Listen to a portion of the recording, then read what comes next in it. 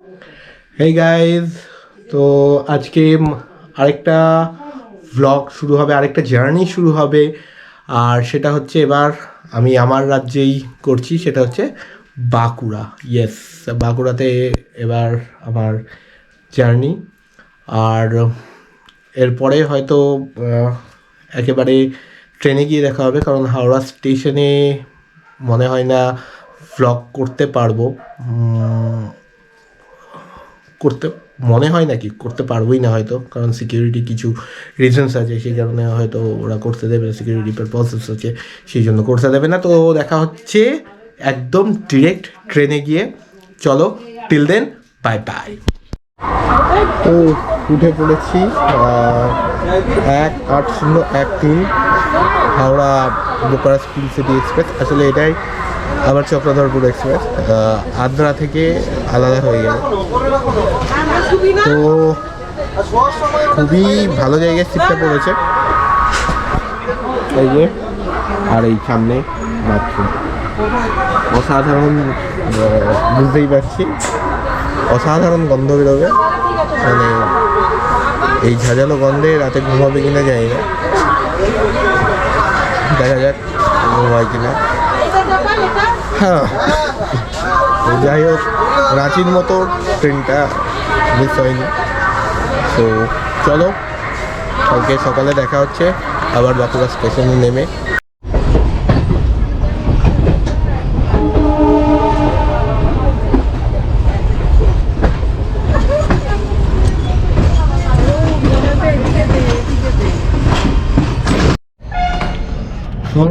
নেমে গেছি বাঁকুড়ায়, আর বাঁকুড়ায় নেমে রিটায়ারিং রুমে চলে এসেছি। রিটায়ারিং রুমে ভেতরটা দেখিয়ে দেবো আমি তোমাদের একটু।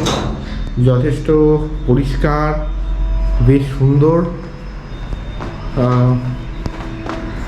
আর এই হচ্ছে এটা টয়লেট, সুন্দর টয়লেট। টয়লেটের মধ্যে কী অবস্থা জানি না, না সুন্দর, বেশ পরিষ্কার, বেশ ভালো পরিষ্কার। এই একটা, এখানেও পরিষ্কার বেশ। তো রিটায়ারিং রুমে তোমরা এরকমভাবে রিটায়ারিং রুম বুক করতে পারো। সেটা হচ্ছে তোমাদের যে ট্রেনের যে পিএনআর, সেই পিএনআরটা তোমাদের লাগবে রিটায়ারিং রুম বুক করতে। আইআরসিটিসির রিটায়ারিং রুম যে অপশানটা আছে, সেখানে গিয়ে তোমাদের পিএনআর মারলেই, পিএনআর নাম্বার বসালেই কোথায় কোথায় অ্যাভেলেবেল রিটায়ারিং রুম আছে তোমরা পেয়ে যাবে। তো যাই হোক, পেয়ে গেছি। যেহেতু আমাদের হোটেলের, মানে যে হোটেলে আমরা থাকবো, সেই হোটেলের চেক ইন টাইম হচ্ছে দুপুর 12টা, সেহেতু ঠিক আছে, সেহেতু রিটায়ারিং রুমটা করা। কারণ এখন বাজে হচ্ছে 5টা 10-15 হবে, 5টা 10-15 হবে এখন বাজে। হ্যাঁ, 5টা 5, 10-15 না, 5টা 5। আর এই এখানে রিটায়ারিং রুমের নিয়ম হচ্ছে সকাল 8টা থেকে পরের দিন সকাল 8টা, রাত 8টা থেকে পরের দিন রাত 8টা, অর্থাৎ 24 ঘন্টা 48 ঘন্টা তোমরা এখানে থাকতে পারবে। তো এই পর্দা এবং রিটায়ারিং রুমটার যে লোকেশনটাও খুব ভালো জায়গায়। বাঁকুড়ার যে মেন বাজার, মেন মার্কেট আছে, সেই মেন মার্কেটের একদম কাছে।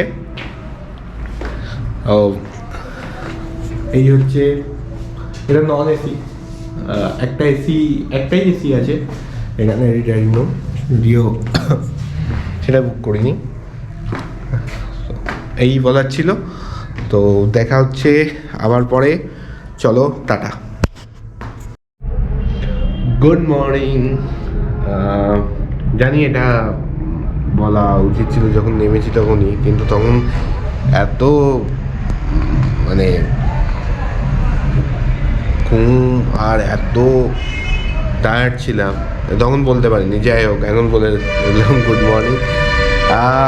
আমি এবার রিটায়ারিং রুম, আরে বাবা রে, রিটায়ারিং রুমের এই যে দরজাটা খুললাম, আর এই অসাধারণ, এরা আরেকটা রিটায়ারিং রুম। আর এই সিঁড়ি দিয়ে ওপরে আরেকটা যেটা আছে সেটা হচ্ছে এসি রিটায়ারিং রুম।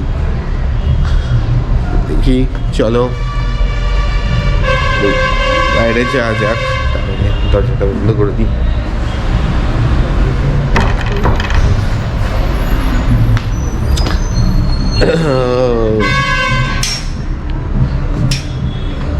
ব্যাস, চলে এলাম বাইরে। আর একটা জিনিস, এই যে এই রেল ইঞ্জিন, ওইখানে লেখা আছে বাঁকুড়া। তোমরা দেখতে পেতে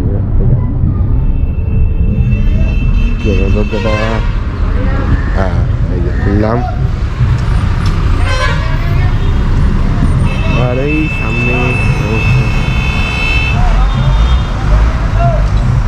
গাড়ি আছে, এই যে বাস।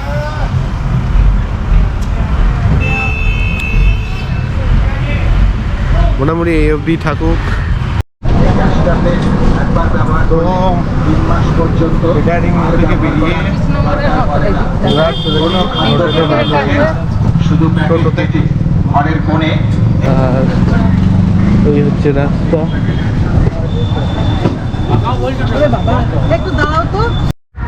তো চলে এসেছি আমাদের হোটেলে, হোটেল আমন্ত্রণ। দেখিয়ে দিই, তো এই হচ্ছে হোটেল আমন্ত্রণ, আমন্ত্রণ হোটেল। হচ্ছে এই যে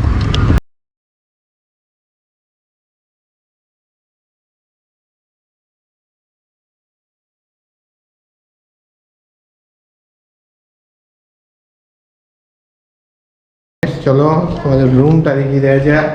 রুমটা কিরকম, এই হচ্ছে রুম।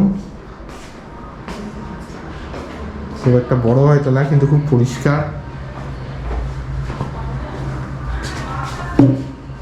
এই তো এখানে সেট করে দেবো আমাদের প্লাগ গুছিয়ে দেবো এখানে আমাদের। অসাধারণ, ভীষণ পরিষ্কার। টয়লেটটাও খুবই পরিষ্কার।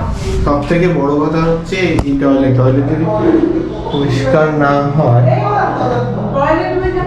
তাহলে অবস্থা খুব খারাপ।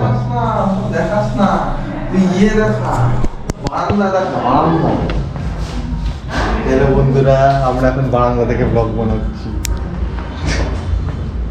যেটা রাঁচিতে হয়েছিল, টয়লেটটা একটু অপরিষ্কার ছিল, কিন্তু এখানে কিন্তু সেটা নয়। আর সব থেকে বড় কথা হচ্ছে এই যে দরজাটা, এটা খুবই অসাধারণ একটা ভিউ। বালকনি,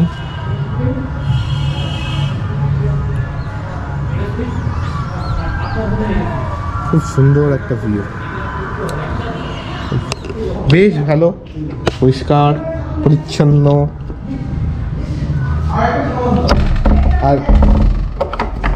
আর কি বিশেষণ বলবো বুঝতে পারছি না। টিভি দেখবো না হয়তো, যাই হোক, বা দেখবো। আরেকটা কথা, যে আজকে বিষ্ণু পূজা ঠিক হয়েছে।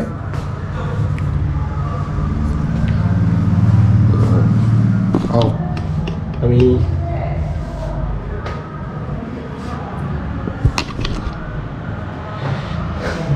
আসলে এই আয়নার সামনে দাঁড়িয়ে একটা এরকমভাবে শট নিতে হয়, নাহলে নাকি ব্লগ ঠিক হয় না। যাই হোক, সেই জন্য নিলাম, জাস্ট একটু মজা করছিলাম।